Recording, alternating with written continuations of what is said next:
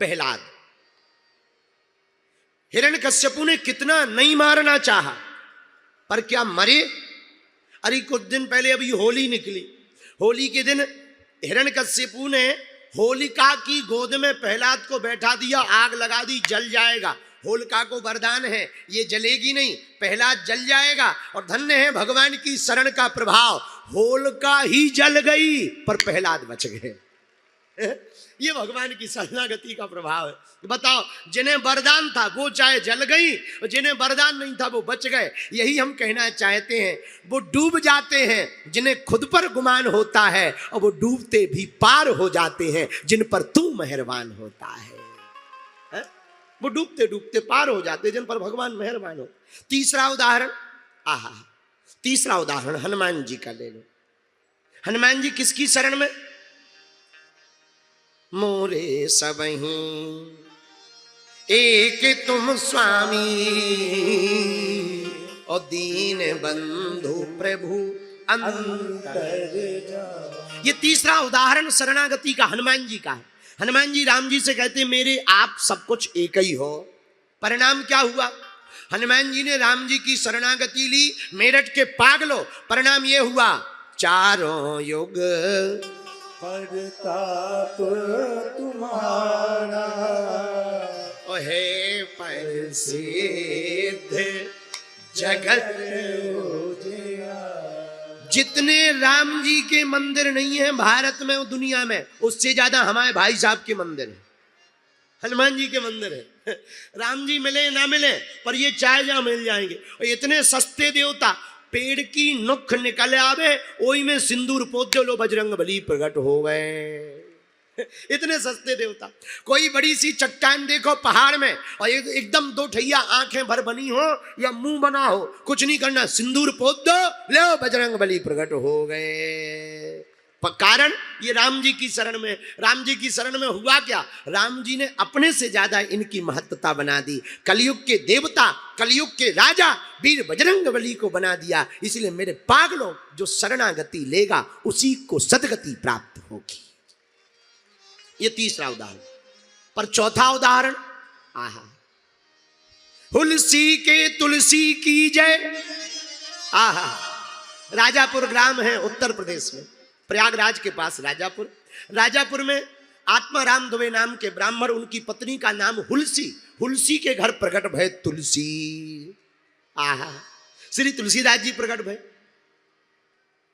विवाह हुआ दीनबंधु पाठक की पत्नी पुत्री से, दीनबंधु पाठक की पुत्री से इनका विवाह हुआ। पत्नी बनी इनकी रत्नावली। प्रेम इतना हो गया कि एक दिन मायके पत्नी गई, त्योहार का दिन था, मायके चली गई, बरसात का मौसम, अब इन्हें पत्नी के बिना रहा ना जाए, तो सब गाय बैलों को इन्होंने बाड़े में बांधा। रात को, दिन में पत्नी मायके गई, रात को ये भी ससुराल चले गए। रास्ते में नदी मिली, नदी भयंकर आई थी, नाव का कोई सहारा नहीं। रात का समय, सोई इंतजार करने लगे पार कैसे हो। इतने में देखा कोई लकड़ी बहती आ रही है, पर लकड़ी नहीं थी भैया, वो तो मुर्दा था। उसी शव को पकड़ करके पार हो गए। इतना प्रेम में पागल। रात के अंधेरे में ससुराल के घर पहुंचे। घर बहुत ऊंचा, पत्नी ने बता रखा था मैं ऊपर वाली अटारी के कमरे में रहती हूं। अब जाए कैसे? तो कोई रस्सी तो है नहीं, पर इन्हें लगा पत्नी समझदार है, उसे पता होगा कि हम रह नहीं पाएंगे। सो लगता है उसने ऊपर से ही, जंगला से ही रस्सी टांग दी है, और रस्सी पकड़ करके समझ करके ये चढ़ गए ऊपर, और छप्पर फाड़ करके घुस गए। पत्नी बोली महाराज इतनी रात को? तुलसीदास जी बोले इतनी रात को हमें एक मिनट नहीं रहा गया। आए कैसे? आए कैसे? एक लकड़ी बह रही थी, हम पार हो गए नदी, पर ये खून किस बात का लगा हमें नहीं है पता। उसने सूंघा, अरे महाराज कोई लकड़ी वकड़ी नहीं, कोई मुर्दा चिपक गया था शरीर में। हे भगवान, पर ये बताओ ऊपर कैसे चढ़ के आए? अरे तू बड़ी समझदार है, तूने दिन में ही रस्सा टांग दिया था, उन्हीं रस्सों को पकड़ के तो आए हैं। महाराज मैं कहां से रस्सा टांगूंगी? जैसे ही दिया सलाई जलाकर देखा, काले काले सांप लटक रहे हैं। सोई पत्नी बोली जय हो महाराज, धन्य है तुम्हारो प्रेम। काले काले सांप तुमको रस्सा दिखाई देता, भैया प्रेम होते ही ऐसो है। आओ, हमने सुन रखो प्यार अंधो नहीं हो तो बहरो भी होता है। प्यार में ज्यादा आदमी पड़ जाए तो फिर आपस में कहने लगते हम तुम्हारे लिए चांद तारे तोड़ लाएंगे। अब विचार करो, चांद तारे तो थोड़े दूर हैं, खंबा को बल्ब नहीं तोड़ सका था चढ़ के, पर बातें बड़ी बड़ी हैं। आहा, तो पत्नी का दिमाग खराब हो गया। पत्नी बोली महाराज बुरा ना मानो तो एक बात बोलूं। हाँ बोलो। जितना आप हमारे हाड़ मांस के पीछे अस्थि चर्म में देह है, तासो ऐसी प्रीत। रत्नावली कहती तुलसीदास जी से, अस्थि चर्म में देह है, तासो ऐसी प्रीत। और नेक जो होती राम से तो काहो हो तो भीत। प्रभु एक बात बोलूं, हाँ, जितना हमारे हाड़ मांस के शरीर से तुम्हारा प्रेम है, इससे आधा भी अगर राम जी से प्रेम होता तो आज राम जी प्रकट होकर के गले लगा लेते। तुलसीदास जी की आंखों से आंसू आ गए और शब्द ये बाण की तरह लग गए, चोट लग गई और शरणागति का भाव जग गया। हाथ जोड़कर प्रणाम करने लगे। पत्नी बोली महाराज ये क्या कह रहे कर रहे हो, क्या कर रहे? तुलसीदास जी बोले ते मेरी तिरिया जन्म की माता, तेने ज्ञान दयो। अरे तू मेरी तिरिया जन्म की माता, तेने ज्ञान दयो।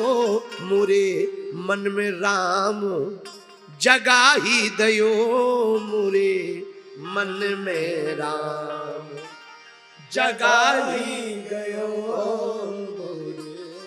मन में। अरे धन्य है तू, धन्य है, धन्य है, धन्य। पत्नी बोली महाराज क्या कह रहे? बस अब हो गया, तूने राम जगा दे। अब एक काम करो, कभी मौका मिलेगा तो फिर मिलेंगे, अब हम चल रहे हैं। कहाँ जा रहे हैं महाराज? सुबह चले जाना। अरे नहीं नहीं, अब तो अंधेरा था। सच में हमारी सुबह तो अब हो गई है, हमारी सुबह तो अब हो गई। अब तक तो अंधेरा ही था, अब सुबह हो गई। और महाराज तुलसीदास जी शरणागति हो गए। बुरा न मानना, राम जी की शरणागति पाने के बाद, रामचरितमानस लिखने के बाद पहली रचना है वाल्मीकि रामायण। जितनी वाल्मीकि रामायण की महिमा नहीं है कलयुग में, उससे कहीं ज्यादा तुलसीदास जी की रामचरितमानस की महिमा है। अभी भी और आज से कुछ दिनों पूर्व तक भारत सरकार की योजनाएं जिन गांवों में नहीं पहुंची थी, सड़कें नहीं पहुंची थी, पर भैया उन गांवों में रामचरितमानस जरूर पहुंची थी। ये हमारे तुलसीदास जी की शरणागति, ये शरणागति का प्रभाव है। किसका प्रभाव है? बोलो बोलो बोलो।